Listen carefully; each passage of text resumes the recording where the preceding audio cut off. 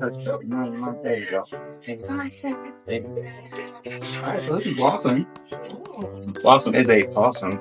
See the name around and all that? I So love it's it. memorable. Yeah. So Possum's one of our outreach animals here.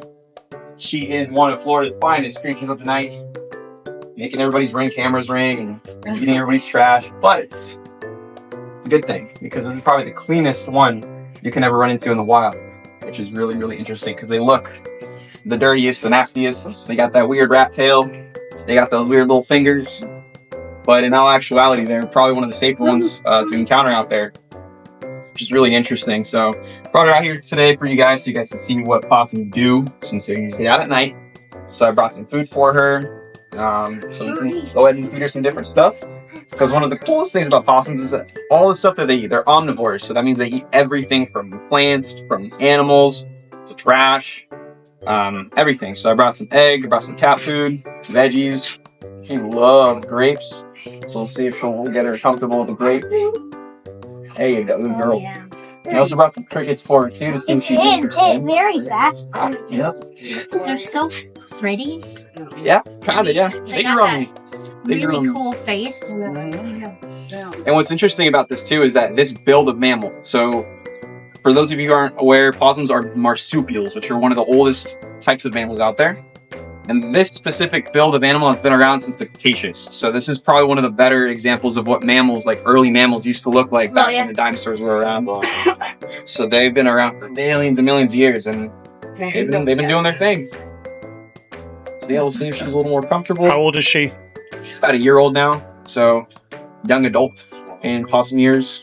How They long? don't live very long. How long do Probably they? It's about 4 or 5 years in captivity. In the wild, you could probably have that. Sometimes they're gone within a year or two of life. But to combat that, you want to back away a little bit from her. Yeah, she might start walking around. I don't want nothing to happen. Not that she'd do anything. She's a precious little angel, but just in case. Well, she is a teenager. Exactly. So, yeah, to combat their very, low lifespan, they are extremely reproductive. So within 6 months of life, these guys can go ahead and start reproducing. Female will have anywhere between 6 to 12 babies, and they're all cooking in the pouch. Once they're ready to come out of the pouch, they cling on to mom's back for dear life, and then go throughout their lives until about that 4 to 5 month range, where they go ahead and go on their own and figure out what to do from there.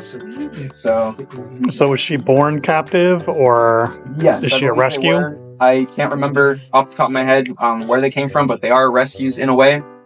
They came from a private keeper. They went to a sanctuary, and from that sanctuary, they came to us. So they're not necessarily releasable because they haven't really experienced the real wild. So they just hang out here doing their thing. We have her and another one over by the enclosures. But I like taking her out more just because she's a little inexperienced. She's a little younger, so she's a little more impressionable. I'd say the older ones, she's actually a lot better with people and stuff like that, but I'd like to get her more comfortable around it. And she's doing really well. She's been doing more shows every now and then. And slowly but surely, she's getting used to the whole swing of things. Yeah, let's see if she's hungry.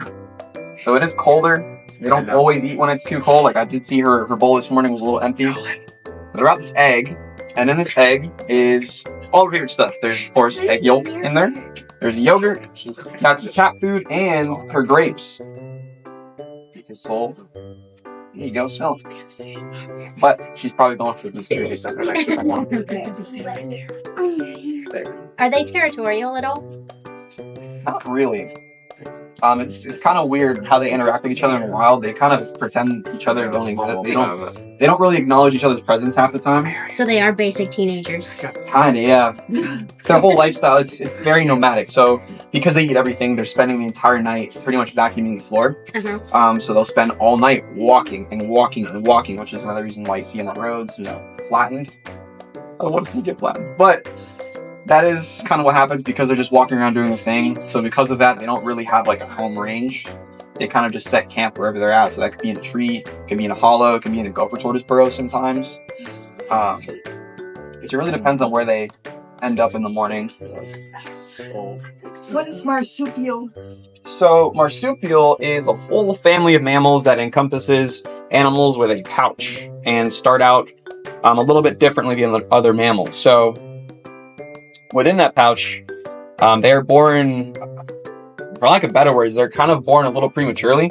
So marsupials, when they're born, they come out of the mom, they're like little bean-sized, like little meat bean, basically.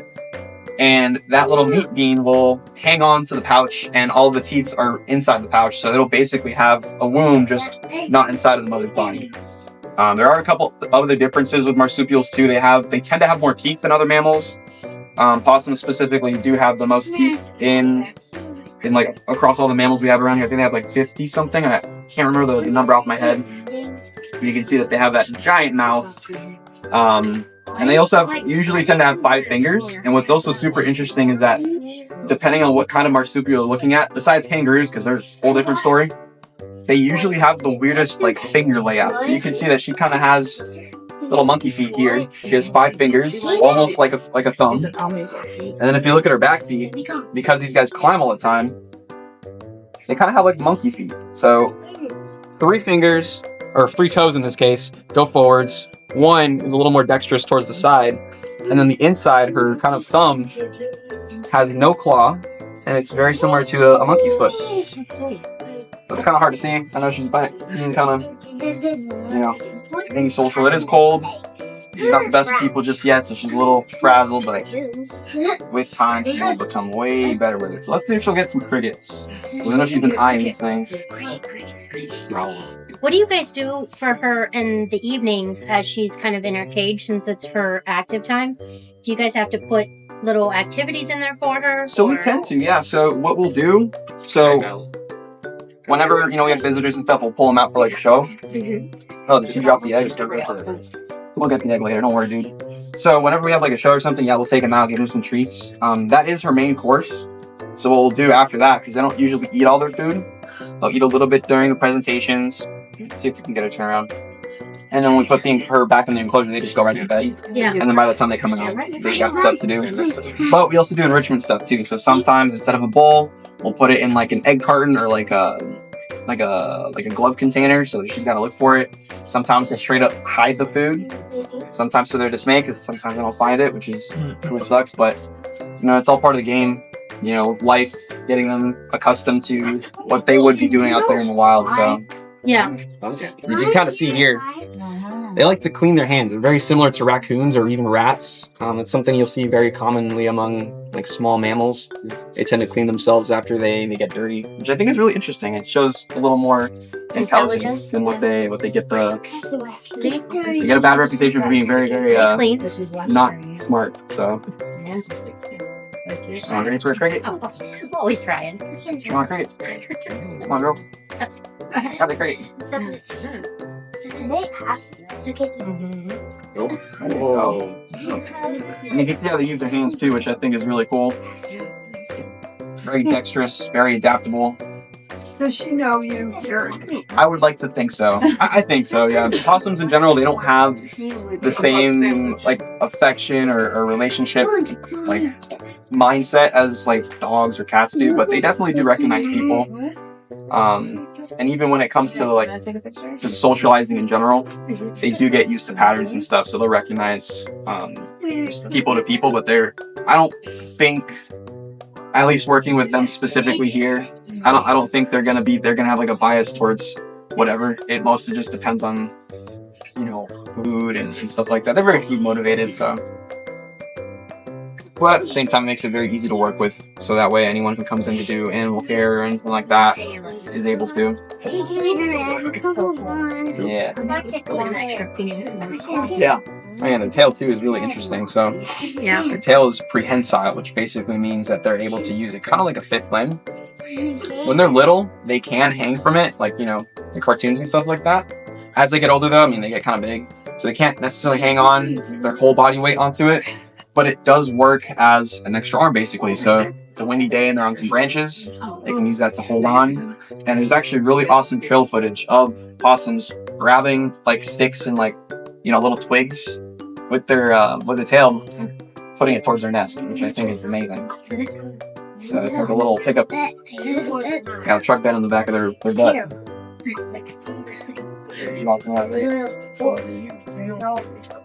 Oh no. That piece of goat. I want you to turn around so no one can see you. Well, turn that way. Please. I know Alright, it's a goat first. I didn't realize I had so many fish. Oh, they got tons of them. Yeah, they're disgusting. It's really cool. Yeah.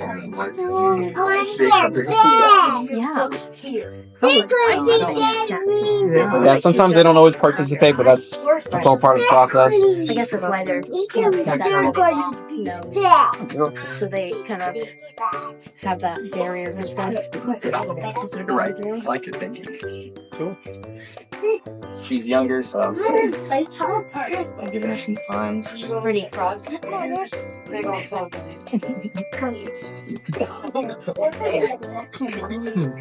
on there? What's that? Watch out. Hey, back up. Back up. Hi.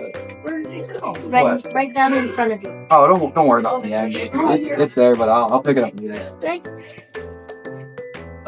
You see all those whiskers? Back up, man. Look at her, she's grabbing on. I'll bring up Pepper to see if she'll eat because she's not really participating. So I don't want to stress her out. Yeah, I'll bring up Pepper in a second.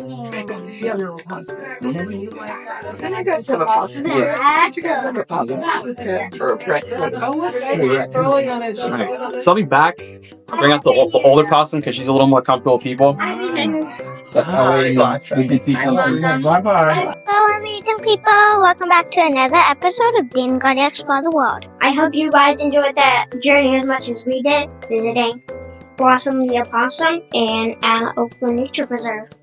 I just love her name. It's just so cute.